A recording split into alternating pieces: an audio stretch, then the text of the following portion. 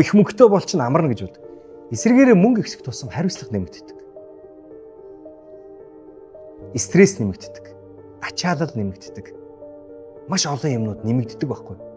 Гэтэл 3 лангуутай хүн 6 лангуутай болж штэ. Тэгэхэд тэр хүн магадгүй мөнгөө улам ихсгэл тэр бизнесийг томруулсан байж байгаа штэ. Гэтэл тэр тухайн хүний 3 лангуутай байх хүний дотоод ертөнцийг өөр.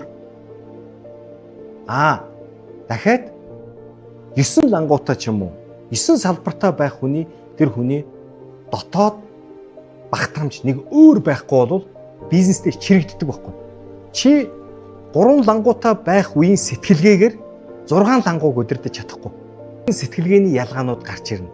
Дотоод багтаамжийн хүний дотоод сэтгэлгээний багтаамжийн шийдвэр гаргалтын харах өнцгийн шал өөр өнцгүүд гарч ирэх байхгүй энэ дэр.